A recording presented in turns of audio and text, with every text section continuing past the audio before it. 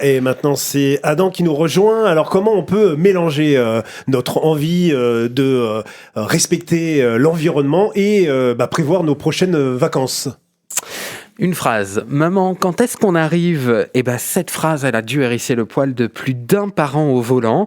J'ai peut-être une idée qui pourrait impliquer petit et grand et vous libérer de la charge de la conduite.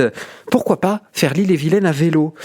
Pour information, selon le site du département, il y aurait près de 3300 km d'itinéraires cyclables dans le secteur, ce qui fait un bon paquet de trajets. Ouais, j'imagine qu'on peut pas faire ça sur les vacances, parce que ça fait beaucoup quand même, c'est plus que le Tour de France. Il y a probablement un itinéraire que vous pourriez nous conseiller? Eh bien, je peux vous proposer par exemple de partir de Rennes.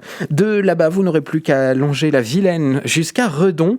Au fil de votre voyage, vous aurez l'occasion de croiser de magnifiques paysages et monuments du coin, notamment le moulin de Duboël à Bruz. À Bru, pardon. Je savais que j'allais la faire. Et c'est un espace vert qui surplombe le courant d'eau, un coteau de schiste, autrefois source précieuse de Corbinière, source précieuse de matériaux pour la construction, pardon. Vous y croiserez également sur votre chemin la vallée boisée de Corbinière, un impressionnant espace de 800 hectares, autrement dit environ 800 terrains de foot, ce qui est énorme. Dans cette vallée se trouve également un viaduc ferroviaire, une vraie prouesse architecturale, 139 mètres de longueur, 30 mètres de hauteur, et les pierres ont été travaillées en biais pour résister au courant du fleuve qu'il surplombe. L'itinéraire que je viens de vous détailler est l'un des nombreux voyages possibles, comme vous l'avez dit Sylvain.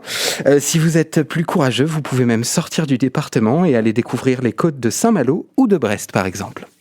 Stéphane Bern, merci. Adam, merci beaucoup.